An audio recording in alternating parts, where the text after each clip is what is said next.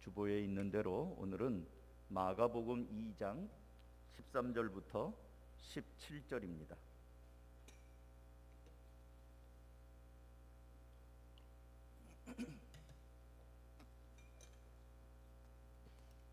하나님의 말씀 마가복음 2장 13절부터 17절입니다. 예수께서 다시 바닷가에 나가심에 큰 무리가 나왔거늘 예수께서 그들을 가르치시니라. 또 지나가시다가 알페오의 아들 레위가 세관에 앉아 있는 것을 보시고 그에게 이르시되 나를 따르라 하시니 일어나 따르니라. 그의 집에 앉아 잡수실 때에 많은 세리와 죄인들이 예수와 그의 제자들과 함께 앉았으니 이는 그러한 사람들이 많이 있어서 예수를 따름이로라. 바리새인의 서기관들이 예수께서 죄인 및 세리들과 함께 잡수시는 것을 보고 그의 제자들에게 이르되 어찌하여 세리 및 죄인들과 함께 먹는가? 예수께서 들으시고 그들에게 이르시되 건강한 자에게는 의사가 쓸데없고 병든 자에게라야 쓸데있느니라. 나는 의인을 부르러 온 것이 아니요 죄인을 부르러 왔노라 하시니라. 아멘. 17절까지 보았습니다. 오늘 주보에는 우리가 회복해야 할 것이라는 제목으로 오늘 말씀을 전하는데요. 여러분, 오늘 요즘에 이 젊은이들이 자신의 배우자감으로 선호하는 직업이 무엇인 줄 아십니까? 아직 미혼의 자녀를 가지신 분들은 나의 사랑하는 아들, 딸들이 자기 배우자감으로 어떤 직업을, 요즘에는 맞벌이들을 많이 하니까 어떤 직업을 가진 사람을 좋아할까요? 결혼정보회사 듀오가 20세 이상 미혼 남녀 2072명, 이 중에 남자는 724명이고 여자는 1348명이었는데 2072명을 대상으로 이상적인 배우자상과 결혼 의식에 대해서 조사를 해서 데이터가 나왔습니다. 남자들은 자기 신부감으로 첫째, 제일 많이 응답한 게 교사입니다. 교사, 여선생님. 두 번째로 자기 신부감으로 공무원을 꼽았다고 그래요. 그러니까 교사가 1등 선호 직업이고요, 공무원이 2등이에요. 여자들은 자기 신랑감으로 첫 번째로 공무원을 꼽았답니다. 아니면 공사 있잖아요. 공사 직원을 뽑았어요. 두 번째로 의사를 꼽았답니다. 그러니까 공무원 남편에 교사 아내면 아주 환상의 콤비가 되는 거죠. 이런 결과가 왜 나왔냐 하면 돈이잖아요. 근데 의사도 요즘에는 돈을 많이 못 버나 봐요, 공무원에 비해서. 아무래도 불확실한 시대의 안정감을 추구하는 시대적인 배경을, 상황을 반영한다 하겠습니다. 그렇다고 해서 여기 계신 분들 난 공무원도 아닌데, 난 교사도 아닌데 어쩌나 인생 잘못 살았네, 그건 아니죠. 저도 교사도 아니고 공무원도 아닌데 그런 시대에 지금 사람들의 의식구조라는 얘기지, 그게 나머지 직업이 아니다 그런 얘기는 아닙니다. 근데 공무원 중에도 세무공무원 하면 준사법기관과 같은 위세가 있습니다. 그래서 권력을 잡은 사람들은 예전부터 걸핏하면 까불면 세무조사한다. 세무조사 그러면 왠지 마음이 이렇게 쫄리잖아요. 저는 목사인데도 요즘에 이제 종교인 과세를 하지 않습니까? 저도 세금 냅니다, 여러분처럼.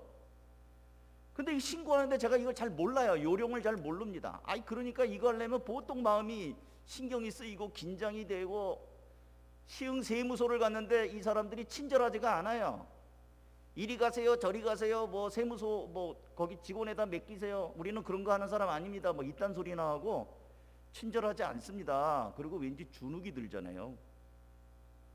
여러분, 지나가다가 운전하고 가다가 경찰관이 있는 거 보면 마음이 평안합니까? 반갑습니까? 왠지 지은 죄도 없는데 마음이 좀 위축되고 그러지 않아요? 그런 거예요. 그래서 과거에는 힘 있는 사람들이 세무조사 한다는 걸로 구실 삼아서 길들이기도 하고 돈을 뜯어내기도 하고 그랬잖아요. 그래서 나중에 청문회 같은 데 나오면은 왜 그랬냐 그러면은 에이 먹고 떨어져라 하고 줬다 뭐 이런 얘기도 하고 그러잖아요. 재벌들이. 세무조사, 아니 정당하게 세금 내고 사업하면 되지 뭐가 문제냐. 근데요, 아무리 정당하게 세금을 내도 털어서 먼지 안 나는다는 말이 괜히 있는 거 아니잖아요. 뭐라도 꼬투리를 잡고 저놈을 내가 잡아야 되겠다 하고 털면은 어디선가 걸려요. 10년 전에 뭐가 문제가 있든지 20년 전에 문제가 있든지 옛날 것까지 탈탈 털면 하여튼 잡고자 하면 잡히게 돼 있습니다.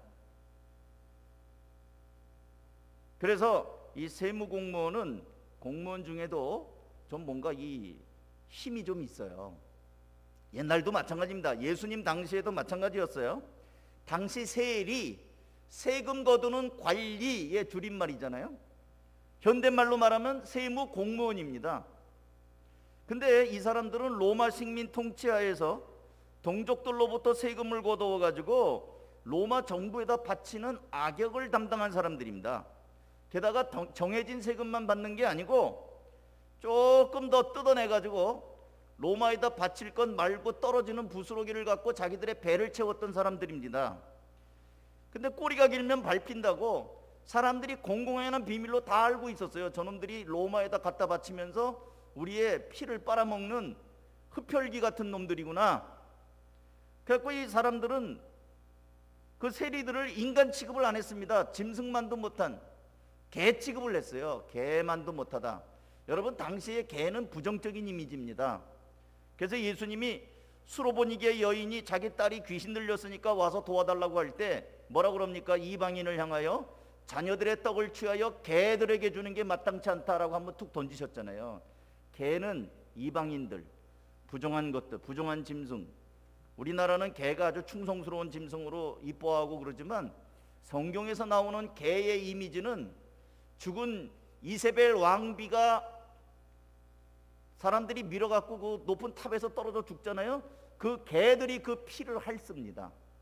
또 부자와 나사로 비유에서도 보면 가난한 거지 나사로의 그 상처난 그 상처를 개들이 와서 핥어요. 개는 아주 부정하고 또 개는 취급을 못 받는 건데 이 개 취급을 이 이방인과 동시에 세리들에게도 개 취급을 했어요. 짐승만도 못하다, 상종도 못할 인간들이다, 미워했죠. 근데 이 세리들은 그렇게 미움을 받으면서도 돈은 많았어요. 왜냐하면 악착같이 돈을 뜯어냈으니까. 돈은 많은데 인정은 못 받았습니다. 사람 취급을 못 받았어요. 옛날에 우리 조선시대의 백정이라고 생각하시면 돼요. 쉽게. 고기 안 먹는 사람이 있습니까? 그런데 고기들은 먹으면서 백정은 사람 취급도 안 하고 사회의 건강한 구성원으로 살기가 어려웠잖아요. 시집장가 자녀들도 못 보내고 백정이라고 해서 무시하고. 세리가 그런 사람들이었습니다. 그러니까 악착같이 돈독이 올라서 살던 사람들이 당시의 세리라고 보시면 됩니다. 어느 날 예수님께서 길을 가시다가 레위라고 하는 사람이 앉아있는 걸 보셨습니다.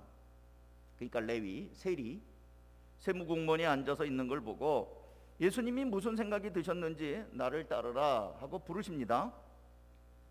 그랬더니 이 레위도, 이 세리도 기다렸다는 듯이 자리에서 벌떡 일어나가지고 예수님을 따릅니다. 14절이죠. 또 지나가시다가 알페의 아들 레위가 세관에 앉아있는 것을 보시고 그에게 이르시되 나를 따르라 하시니 무슨 변명이 없어요. 그냥 일어나서 따릅니다. 여러분, 예수님을 따른다는 거의 의미가 뭡니까? 예수님을 따른다는 거는 단순히 어디 예수님과 함께 잠깐 구경 가는 게 아니에요. 자신의 삶을 바꾼다는 겁니다. 갈릴리 바다에서 그물을 던지던 베드로와 안드레와 또 야고보와 요한에게 나를 따르라, 내가 너희를 사람을 낚는 어부가 되게 하리라. 그러니까 이들이 배와 그물을 버려두고 심지어 아버지까지 떠나서 예수님을 따랐잖아요. 그리고 다시 고기 잡으러 가지 않습니다. 물론 나중에 3년 지난 다음에 예수님이 죽으신 다음에 잠깐 가긴 했습니다만 이들이 제자가 된다는 거는 그냥 떠나는 거예요. 이 세리가, 이 레위는 마태입니다.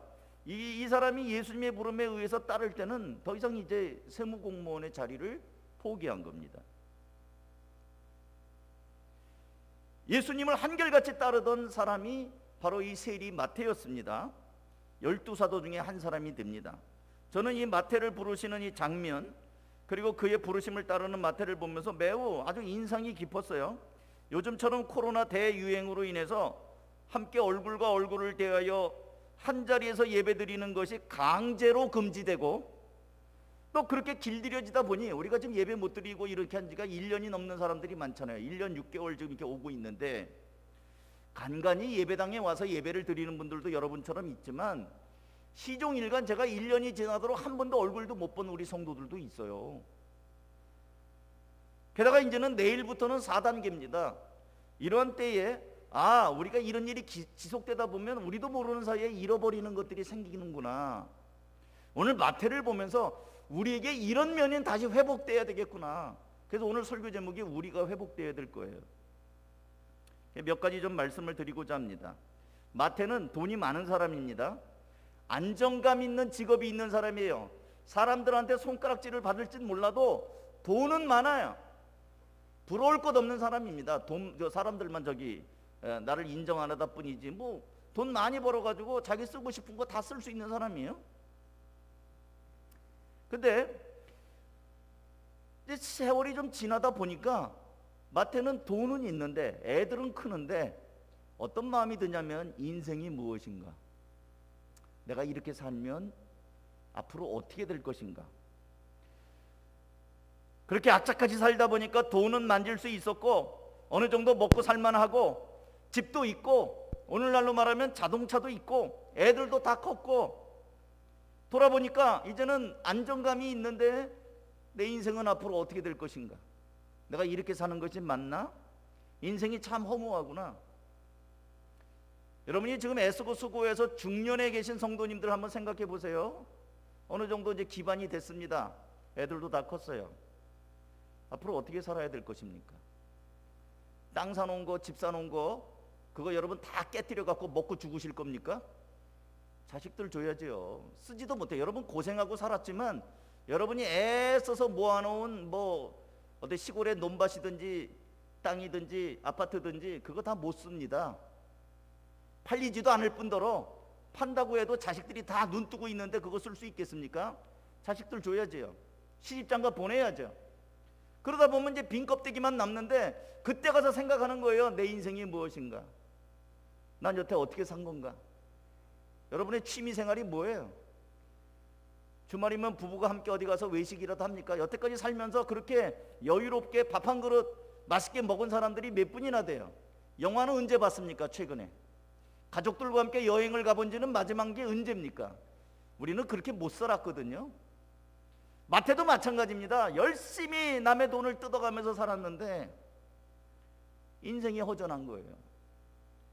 예수님께서는 그 마태를 지나가다 보시면서 그 인생의 목마름, 채워지지 않는 허전함, 그걸 아셨어요. 그래서 예수님은 어느 날 그를 찾아오셔서 나를 따르라고 부르십니다. 이 예수님의 부르심에 마태는 어찌나 반가웠던지 두 말 안고 따릅니다. 그리고 한 걸음 더 나아가서 예수님을 자기 집으로 초청합니다. 잔치를 열었습니다. 그리고 그 자리에 자기 친구들, 세리들, 죄인들을 불러 모아서 예수님을 만날 수 있도록 분위기를 만듭니다. 이 모습을 탐탁지 않게 보던 율법학자들은 예수님의 제자들에게, 직접 예수님도 아니고요, 제자들을 찔러가지고 투덜댑니다. 제가 2장 16절 쉬운 성경으로 읽어드릴게요.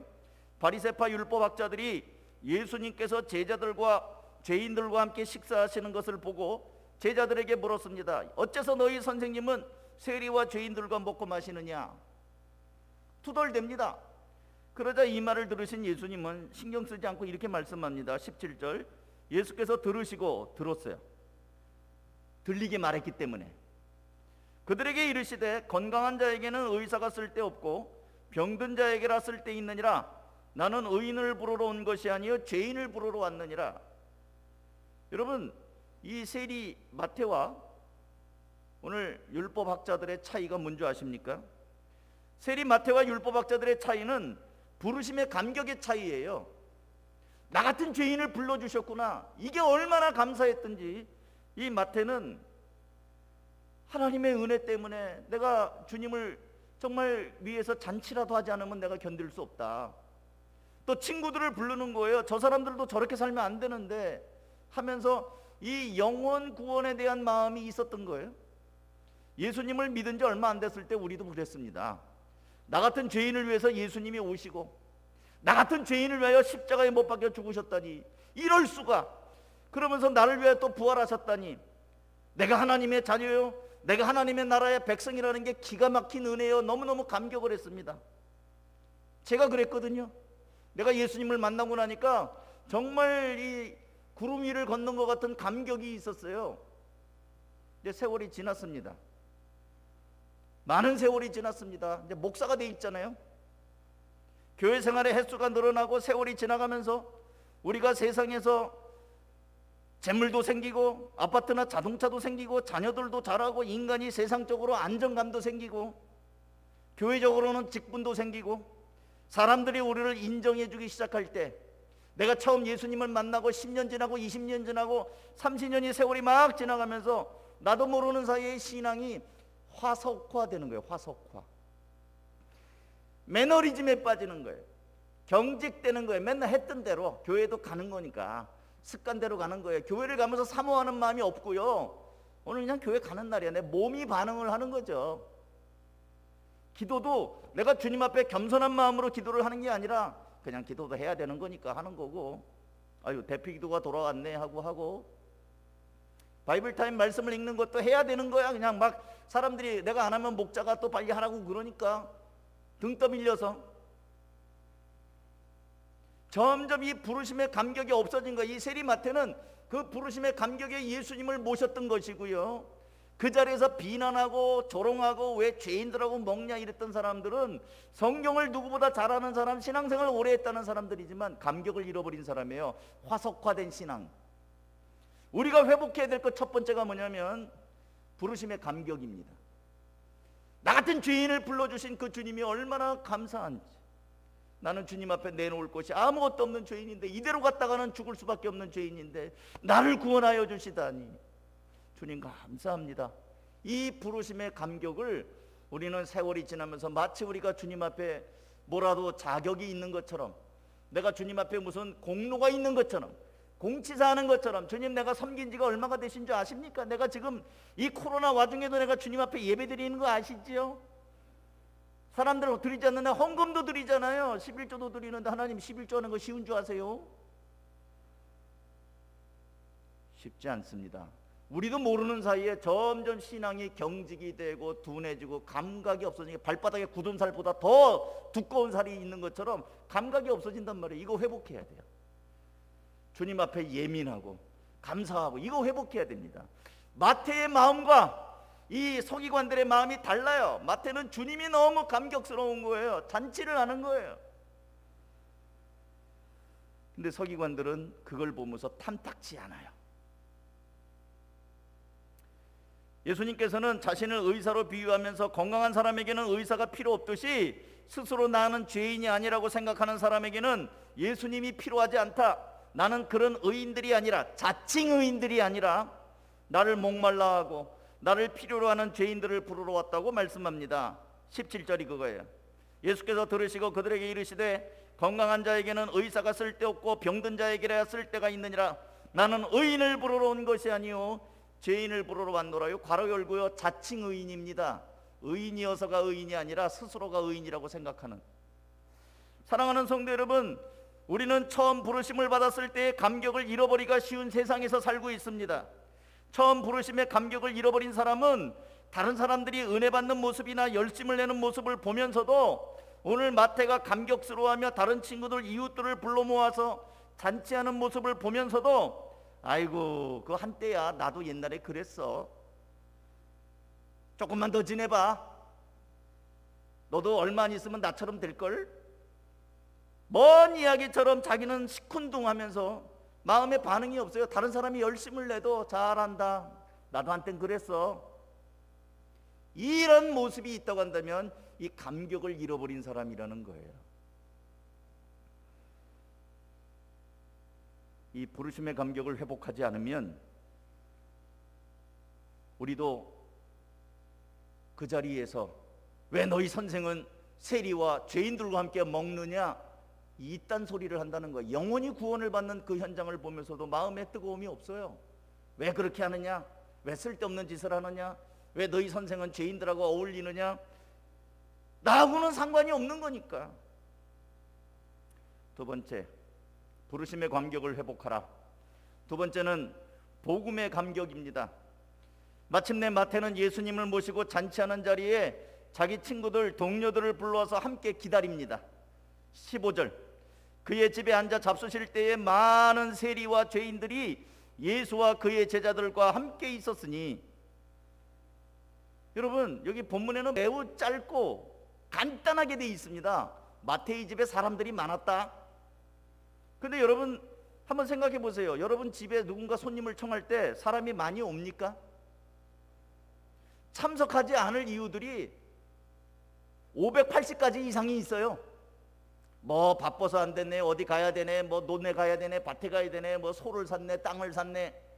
얼마나 또 이 세리들이 얼마나 또 많이 바쁘겠습니까? 똑같은 세리가. 초대해도 안 갈 이유가 많아요. 그러면 안 오는 사람들을 오게 하려면 어떻게 해야 됩니까? 아유, 한 번만 와봐. 내가 만난 그 예수님 한 번만 만나봐. 내가 오늘 잔치했어. 오늘 너 좋아하는 뭐 갈비찜 해놨어. 꼭 한 번만 와봐. 오래 걸리지 않을 거야. 한 30분만 시간 좀 내줘. 오만가지 말을 하면서 끌어왔을 거예요. 뭐 성경이 어디 있습니까? 없어요, 성경에. 근데 사람은 다 똑같아요.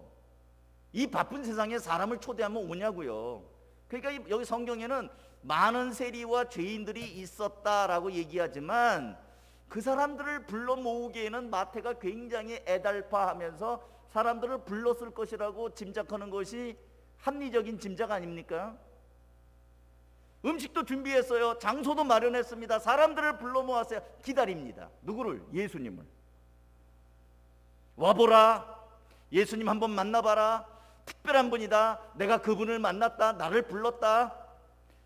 그 요한복음 4장에 보면 우물동이를 버려두고 수가성의 여인이 마을로 가서 한 번만 와봐라. 내 일을 다 얘기한 분이 있다. 동네 사람들을 다 끌어오잖아요. 그런 거라니까요. 사람들을 모으는 거는 그런 거예요. 열정, 호소력, 설득력. 근데 이에 반해서 오늘 바리새파 율법학자들의 반응은 어떻습니까? 여기뿐 아니라 마태, 마가, 누가, 요한 이 사복음서에 보면 바리새인들과 서기관들은 언제나 예수님을 빈정거리거나 비웃거나 예수님이 잘하나 못하나 말꼬리 잡으려고 지켜섰다가 어떤 고발할 조건을 찾고 그런 사람들로 나옵니다. 그래서 예수님이 이들을 향하여 마태복음 23장 27절에는 율법학자들과 바리새파 사람들아, 위선자들아, 너희가 화가 있다. 너희는 회칠한 무덤과 같기 때문이다 라고 책망을 하신 적이 있어요. 여러분, 세리 마태와 율법학자들의 차이는 복음의 감격의 차이예요.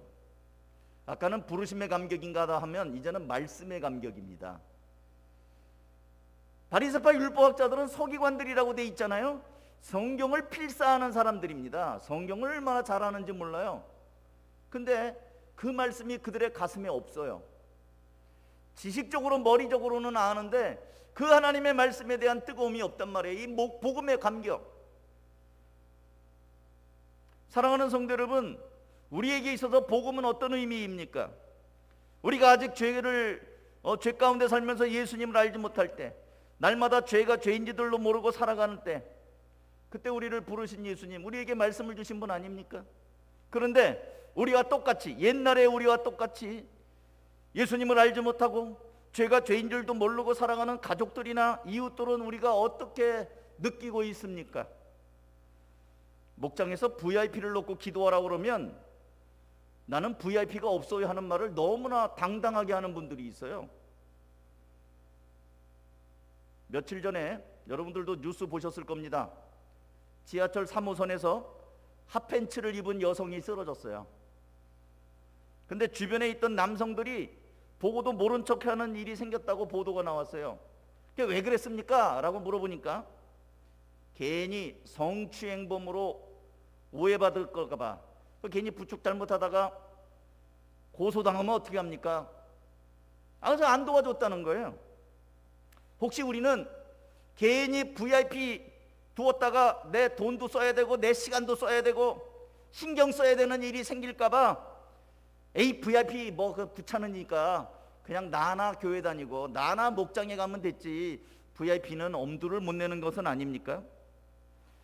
설마 그렇지 않기를 바라지만 만약에 우리 마음에 내 신경 쓰기 싫고 또 그 사람 만나려면 만나야 되더라고요. VIP 여러 번 만나야 돼요. 만나느라고 또 차 사줘야 되고 밥도 사줘야 되고, 뭐 차는 여기서 마시는 차죠.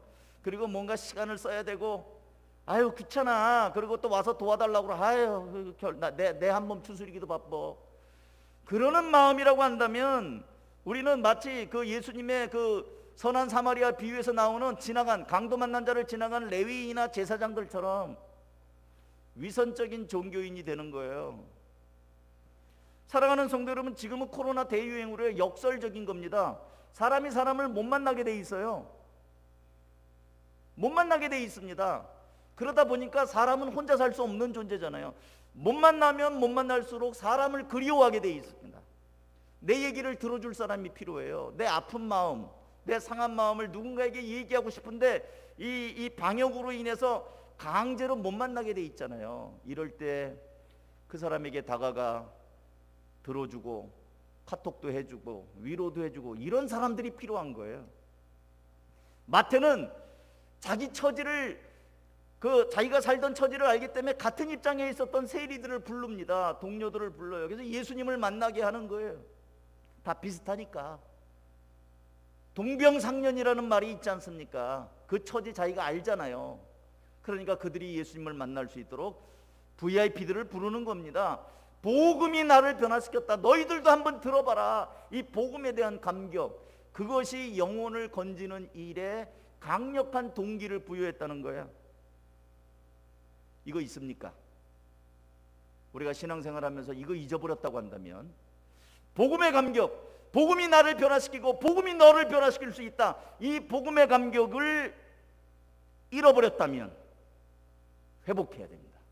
하나님, 제가 말씀을 볼 때 이제는 흰 거는 종이고 검은 건 글씨입니다, 이렇게 됐다고 한다면 그 신앙이 어떻게 되겠어요? 성경이 살아있어야 되는데. 복음의 감격을 회복하라. 첫 번째는 부르심의 감격을 회복하라. 복음의 감격을 회복하라. 마지막으로 주님을 향한 간절함을 회복하라는 겁니다. 간절함이라고 하는 것은 다른 말로 절박감이라고 할 수 있어요. 절박한 거. 주님을 만난 사람들은 다 절박했어요. 다윗의 자손이여 나를 불쌍히 여기소서 외쳤던 맹인 바디메오. 주님이 지나가 버리면 눈 못 떠요. 그러니까 이 기회를 놓칠 수가 없어요. 예수님, 예수님 나를 불쌍히 여기. 조용히 해라. 예수님, 예수님 더 크게. 왜? 지나가 버리면 눈 뜰 기회가 없어져 버려요. 그러니까 죽기 살기로 매달리는 거예요. 그런가 하면 개 취급을 받으면서도 자녀들의 떡을 취하여 개들에게 주는 게 마땅치 않다고 얘기했던 예수님에게 바짝 붙잡고 들어와서 주여 올소이다마는 개들도 주인의 상에서 떨어지는 부스러기를 먹습니다. 부스러기라도 줬사오니 주님 한 번만 한마디만 해주십시오. 자신의 귀신 들린 딸을 고치기 위해서 간절히 매달리는 이 수로보니게 여인, 이 간절함. 또 주님이 많은 사람 가운데 지나갑니다. 12회를 혈루증을 앓면서 주님의 옷자락만 잡아도 나는 나올 수 있을 것이다. 인파를 해치고 나가가지고 주님의 옷자락을 잡았던 그 여인, 다 간절함이에요. 근데 우리는 생활이 안정되고 여유로운 건 참 좋습니다. 그런데 마음이 여유로워지고 부유해지다 보니까 간절함이 점점 없어져요. 먹고 살만한 거니까. 제가 언젠가도 말씀을 드렸잖아요. 제가 아프리카에서 살 때 하나님 앞에 기도할 때 간절해요. 왜냐하면 선교비가 안 오면 우리 아이 분유를 살 수가 없어요. 그 현지인들, 빨가벗고 사는 현지인들한테 무슨 돈을 빌리겠습니까? 아무것도 없는데. 그러니까 하나님 앞에 기도하는 거예요. 오직 하나님 나를 도와주십시오. 간절합니다. 잡생각이 없어요. 죽기 살기로 기도해요. 근데 한국에 와서 교회를 개척하니까 우리 부모님이 1시간 거리에 계셔요. 야, 김치 떨어졌냐, 쌀 떨어졌냐, 언제든지 와서 가져가라. 부모님이니까 자식이 교회 개척하면서 교인도 없는데 안쓰러우니까 가면은 냉장고 여져가지고 바리바리 싸주셔요. 그럼 한 일주일 또 먹어요. 그걸로. 또 그때 당시에 옆에 있었던 집사님 한 분이 슈퍼를 하고 있었는데, 목사님 언제든지 외상으로 가져가세요. 천천히 갚아도 됩니다. 그러니까 또 예 알았습니다 하고 체면은 있어갖고 외상을 얻은 적은 한 번도 없어요. 근데 기도하다 보면 그것도 한 방법이에요. 그런가 하면 제가 주일학교 때 가르쳤던 아이가 은행 직원이 돼가지고, 목사님 뭐 제가 도와드릴 거 없어요? 그러더니 야 네가 뭘 날 도와주냐. 다음 주에 왔는데 골드 카드를 2장을 만들어 갖고 왔어요. 하나는 목사님 거, 하나는 사모님 거. 요즘에 카드는 길바닥에서도 막 만들려고 하지만, 그때 중소기업은행 카드는요 갑근세라는 걸 내야 되는데 목사가 그때 세금 안 냈잖아요. 은행 거래 실적이 없어서 못 만들어요.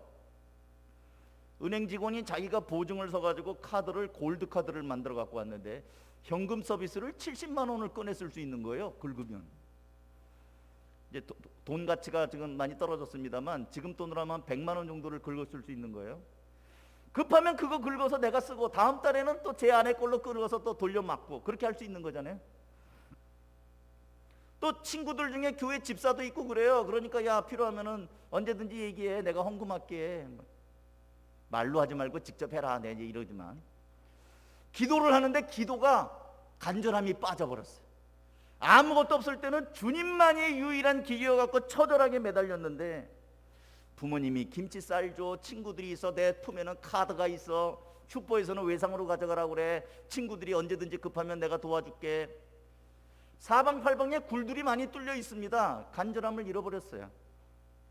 그러니까 기도가 절박하지가 않아요.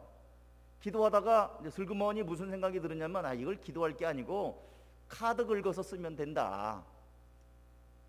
방법이 많이 생긴 거예요. 사랑하는 여러분, 여러분들은 혹시 그렇지 않아요? 여러분이 믿음 생활 처음 할 때 주님만이 유일한 방법이고 유일한 길이었는데, 내가 곧 길이요 진리요 생명이니 나로 말미암지 않고는 아버지께로 올 자가 없느니라, 그 말씀처럼 예수님만 의지했는데 처음에 초창기에. 근데 이제는 먹고 살만하니까, 좀 살림이 피었으니까, 자동차도 생겼고 아파트도 넓어지고 애들도 컸고 이제 돈 들어갈 데 없고, 이제는 근데 아실 것도 없는데 혹시 그러면서 내 간절함이 점점 흐려지진 않았습니까? 그거는 신앙이 타락해 간다는 증거입니다. 이거 회복해야 돼요. 회복해야 됩니다. 아무리 돈이 많아도 제가 그렇다고 해서 그분을 존경하거나 그런 건 아니에요. 근데 현대그룹의 정주영 회장 얘기를 할게요. 얼마나 돈이 많은 분이겠어요? 근데 그분이 옛날 어려울 때 먹었던 김치찌개, 된장찌개 이거 먹으면서 살더라고요. 그러니까 그거는 그냥 삶이 바뀌는 게 아니에요. 부자라고 해서 맨날 금가루 씹어 먹고 사는 거 아니잖아요. 우리가 아무리 환경이 좋아지고 내가 삶이 폈다 하더라도 신앙의 기본은 잊지 말아야 되는 겁니다. 무릎을 꿇어야 되고요, 하나님의 은혜를 구해야 되고요, 날마다 주의 말씀을 묵상해야 되고요. 이거 잃어버리면 안 돼요. 이 간절함, 신앙의 초심 변질되면 안 됩니다. 코로나 4단계 하게 뭐 어째서요?